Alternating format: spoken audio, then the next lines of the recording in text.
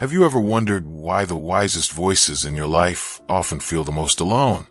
Welcome to The Whisper, where we uncover the silent struggles that shape our lives. Today, we're diving into a paradox you might not have considered: the loneliness that accompanies the ability to give perfect advice. You know those individuals, the friends who always know the right thing to say, the mentors whose guidance feels like a lifeline, the colleagues who solve problems with effortless clarity. We turn to them in our darkest moments, grateful for their wisdom, yet we rarely pause to think about what it costs them. What if their perfection, the very trait we admire, isolates them from the connection they crave? This isn't just a fleeting thought.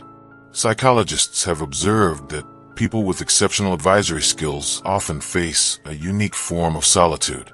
The better they are at helping others, the more they might withdraw from their own needs. A 2021 study from the Journal of Personality suggests that individuals perceived as highly competent are 30% more likely to report feelings of isolation, a statistic that rises with the frequency of advice giving. Why? Because perfection creates a barrier. Others see them as unshakable, leaving little room for mutual vulnerability. In the next few minutes, we'll explore why this loneliness emerges, how it affects those who offer perfect advice, and what we can do to break the cycle. Whether you're the one giving the advice or relying on it, this is a story that touches us all. So, take a deep breath, and let's listen to the whispers of those who guide us so well. The first sign of this loneliness is the expectation of flawlessness. When someone consistently delivers perfect advice, say, a parent who resolves family disputes, or a therapist who untangles emotional knots, people begin to view them as infallible. This perception, dubbed competence bias, in a 2019 Journal of Social Psychology article, places advisors on a pedestal. They feel compelled to maintain this image, fearing that admitting a mistake or seeking help might diminish their authority. Imagine a teacher who guides students through complex problems, but hesitates to ask for support when grading overwhelms them. That silence builds a wall, brick by brick. Emotional suppression is another layer. Giving advice requires empathy and emotional regulation, but constantly prioritizing others' feelings can drain the advisor's own emotional reserves. A 2020 study in the Journal of Occupational Health Psychology found that individuals who suppress their emotions to support others are 40% more likely to experience burnout. Picture a counselor who helps a client navigate grief, offering perfect words of comfort, yet buries their own sorrow from a recent loss. The more they give, the less they feel they can receive, fostering an internal isolation that grows with each unanswered need. Social dynamics amplify this effect. Advisors are often sought in times of crisis. Think of a friend who mediates arguments or a boss who resolves team conflicts, but rarely invited into casual, reciprocal relationships. A 2018 study in social psychology quarterly revealed that people who are frequently asked for advice are 25% less likely to disclose personal struggles, fearing it might weaken their perceived strength. A wise neighbor might fix everyone's disputes, but never share a cup of tea, wondering why no one asks about their day. This one-sided exchange leaves them feeling invisible, despite their prominence. Internally, the struggle deepens with self-doubt. Perfect advisors often replay their advice, questioning its adequacy. A 2017 Personality and Social Psychology Bulletin study linked this rumination to anxiety in highly reflective individuals. Consider a pastor who delivers a flawless sermon, only to lie awake analyzing every phrase.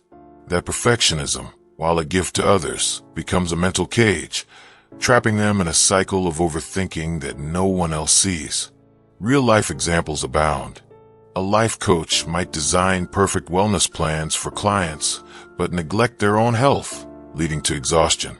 A sibling who advises on relationships might hide their own heartbreak, fearing judgment. These patterns aren't isolated. They reflect a broader truth. A 2023 Mental Health America report found that 55% of people in supportive roles feel disconnected, a figure that climbs with their advisory load.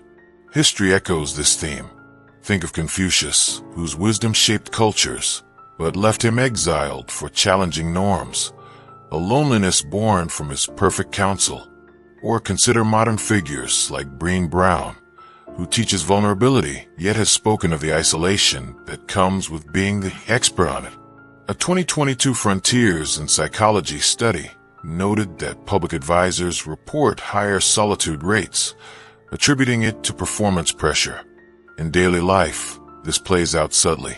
A coworker who resolves office dramas might avoid social lunches, fearing exposure of their own stress. A parent who guides a child through school challenges might suppress their own job loss. These stories, backed by data, show that perfection in advice creates a double-edged sword, elevating the giver while distancing them. So how do we address this? First, recognize the loneliness.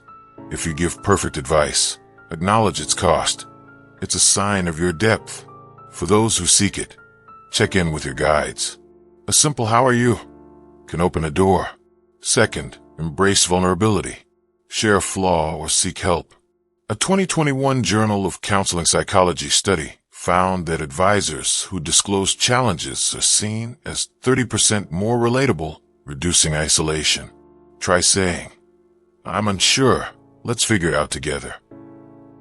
Third, set boundaries. You don't need to be everyone's savior. A 2020 Emotions study showed that boundary setting boosts resilience by 45% for empathetic individuals. Say no when needed and prioritize your peace. The loneliness of perfect advice isn't a flaw. It's a challenge to overcome. Wisdom thrives when shared authentically, not in silence. If you're the advisor, reflect. When have you felt this isolation? If you rely on someone wise, how can you support them?